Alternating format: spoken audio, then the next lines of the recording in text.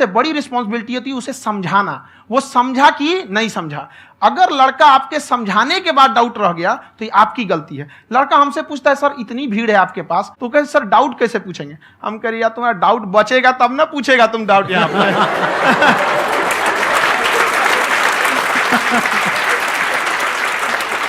Confidence next level है का answer का, मानना पड़ेगा। और शायद यही वजह है इनकी जो ग्रोथ है उसका।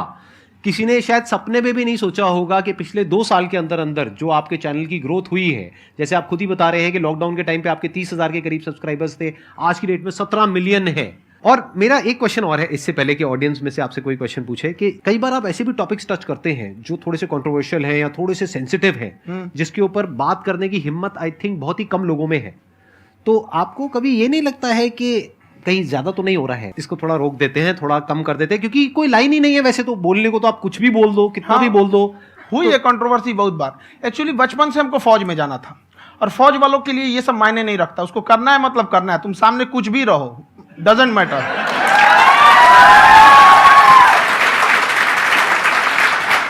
और मैंने YouTube पे देखा कुछ वीडियोस में कि आपका जो इंस्टीट्यूट है वहां पर आज से कुछ साल पहले कुछ बम गिरे थे। हाँ, कुछ गिरे थे, कुछ तो बहुत सॉलिड जगह गिरा था, फटा नहीं वो। मतलब आपके आसपास? हाँ, बम को भी पता है कि टीचर की इज्जत किया जाता है। क्या बात है, क्या बात है। मैं समझ पा रहा हूं कि ये आपके अंदर जो एटीट्यूड है ये कहां से आ रहा है, क्योंकि आप बचपन से ही फौज में जाना चाहते थे, तो आप जंग के मैदान में ही खड़े हैं एक तरीके से। बस फर्क ये है कि आपके हाथ में कलम है, हथियार ना हो करके। हथियार से एक आदमी की जान जा सकती है, हाँ। कलम से बहुत ताकत होता है। शिक्षा एक ऐसा हथियार है ना, हर कुरीतियों से लड़ सकता है, हर तरह की समस्याओं से। और ये एक ऐसा हथियार है, मेटल डिटेक्टर में भी नहीं पकड़ाता है।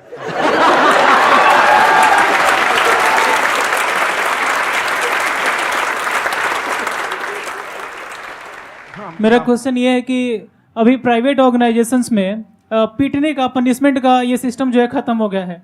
हम आपके वीडियो में देखे हैं सर कि आप एक बड़ा सा रोल रखे रहते हैं, पुलिस वाला लाठी है वो, पुलिस वाला लाठी है, और स्टेज पे बुला के बच्चों को उसी से धुनाई शुरू कर देते हैं मस्त एकदम से, है ना।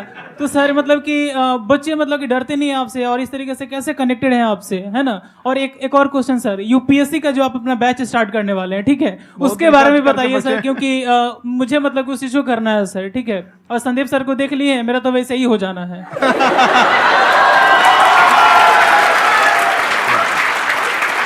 क्या हो जाना है? मेरा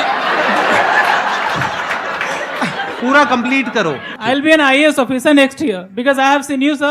My day is like complete, sir. All the best. Thank you so much, sir. Thank you. पूरा बोला करो। Thank you. देखिए, लड़कों को जहां तक पीटने की बात है, जब पढ़ाने की बात आएगी तो उसको हम पूरे बेहतरीन ढंग से पढ़ाएंगे।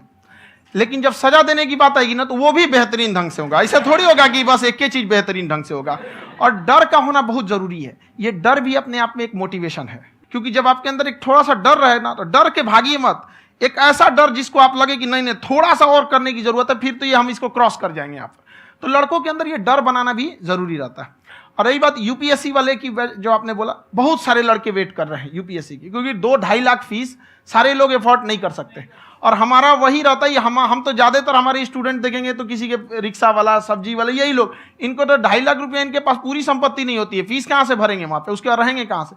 तो ऑल ओवर इंडिया से, कश्मीर से कन्याकुमारी तक, गरीब से गरीब भी लड़का उसको पढ़ सकता है। यही कुछ 1000 रुपये मंथली, 12-14 हजार साल का पड़ेगा, खत्म हो जाएगा, इतना नहीं।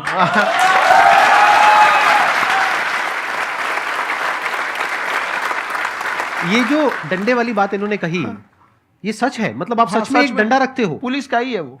और मारते हो? हाँ, कि मतलब अगर कोई लड़की छेड़ता है या ऐसा कोई भी उल्टा पुल्टा काम पढ़ाई करता लिखाई है, कुछ भी गलती करेंगे तो पिटाएंगे वो। यहाँ पे कैमरे पे ऑन कैमरा जैसा भी रहे, कुछ भी पिटाना तो उनको फिक्स है।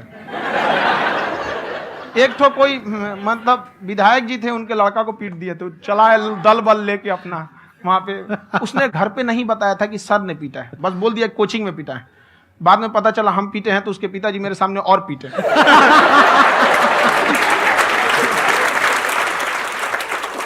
सर, आपका सबसे बड़ा डर क्या है आप दोनों का? फौजी को डरे नहीं लगता है।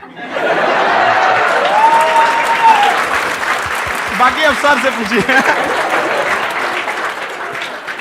आज के सेशन से पहले कोई डर नहीं था, लेकिन अब मुझे इनकी डंडे वाली कहानियां सुन करके डर लग रहा है। कि कहीं मैंने गलती से कुछ बोल दिया अरे ऐसा और नहीं इन्होंने कहीं पीछे कुछ रखा हुआ है और यहीं आ करके अगर इन्होंने मेरी पिटाई कर दी तो बहुत बुरा हो जाएगा, तो इसलिए हमको थोड़ा डर लग रहा है।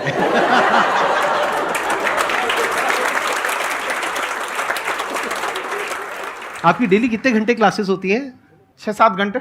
अभी भी खुद ही करते हो आप? हाँ, खुद ही हमारे classes स्टाफ करते हो? परेशान रहते हैं। हम 1:30-2 बजे सोते हैं, सुबह 6 बजे उठ जाते हैं, परेशान रहते हैं।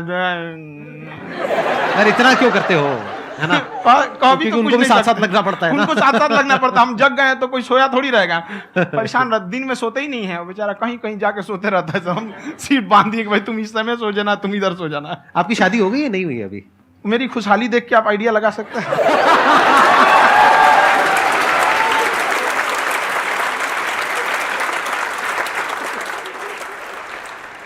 First of all I would like to say sir thank you so much to you and to your team कि आपने मुझे यहाँ आने का मौका दिया। एंड सर अब तक मैंने आपको सिर्फ फ़ोन या लैपटॉप में ही देखा है दोनों को, आज फर्स्ट टाइम लाइव देख रही हूँ तो बहुत अच्छा लग रहा है। तो मेरा क्वेश्चन ये है सर आपसे, जब हम लाइफ में कोई डिसीज़न लेते हैं कि हमें ये पर्टिकुलर चीज़ करनी है, और क्योंकि हम डिसीज़न लेते हैं तो हमारी आदत है कि पहले हम 4 लोगों से पूछते हैं कि तू बता तेरी क्या राय है, तू बता तेरी क्या राय है। तो उनमें से अगर कोई हमें कह देता है कि ये बेकार डिसीज़न है मत कर, तो हमारा माइंड कहीं ना कहीं डाइवर्ट होने लगता है और उसकी वजह से हम अपना डिसीज़न चेंज कर देते हैं। तो मेरा क्वेश्चन ये है कि कैसे हम अपने डिसीज़न पे स्टिक रहे, कैसे हम जो दूसरे के ओपिनियन है उनको अफेक्ट ना होने दें अपने ऊपर।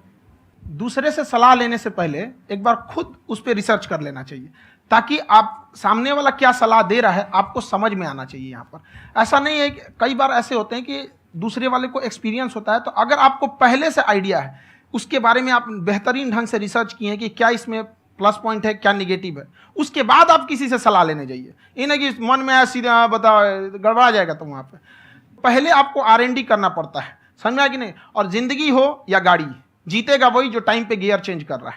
तो डिसीजन चेंज करना बहुत ज़्यादा गलत नहीं है।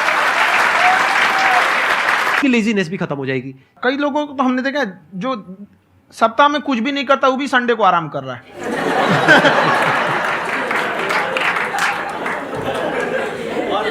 वैसे कहा भी जाता है कि अगर कोई काम आपको करवाना है ना तो ऐसे किसी इंसान को दो जो बिजी है। हाँ। ऐसे आदमी को मत दो जो खाली है। ये परफेक्ट एग्जाम। किसी को भी आप देखिएगा जिसको आप कहते हैं कि मतलब थोड़ा ठीक ठाक आप समझते हैं कि नहीं ये बहुत आगे निकल, वो एक काम को खत्म करने के बाद कभी आराम नहीं करेगा। एक काम खत्म हुआ उसको लगेगा हाँ एक खत्म हो गया अब दूसरा करना चाहिए, और वही जिसको देखिएगा एक खत्म हो गया और आराम करना चाहिए, कभी नहीं, लाइफ में आखिरी सांस तक। मतलब ये क्लिप है, ये समय और समझदारी में बहुत फ़र्क होता है। अगर समय रहते समझदारी आ गई तो इंसान कामयाब हो गया, लेकिन अगर समय चला गया फिर समझदारी आई फिर तो बेकार है। तो सर मतलब कुछ आपको ऐसी चीज़ लाना चाहिए जो मतलब बच्चों जो तैयार हो रहे हैं उनको ये चीज़ें मतलब एंड टाइम पर दिखे। समझ रहे आप मेरी बात? नहीं समझ?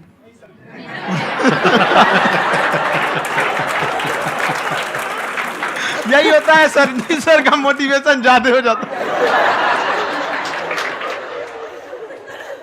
जब आप स्ट्रगलिंग फेज में हैं तो कम से कम चीजों को अपने ऊपर खर्च कीजिए, ज्यादा से ज्यादा सीखने में खर्च कीजिए। अगर आपको राजा बनने का शौक है तो गुलाम की तरह मेहनत करना सीखिए, तब राजा बनेंगे।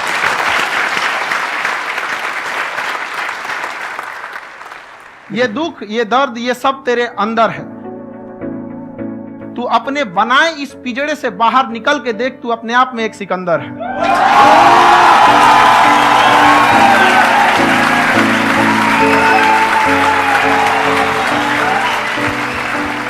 Thank you so much.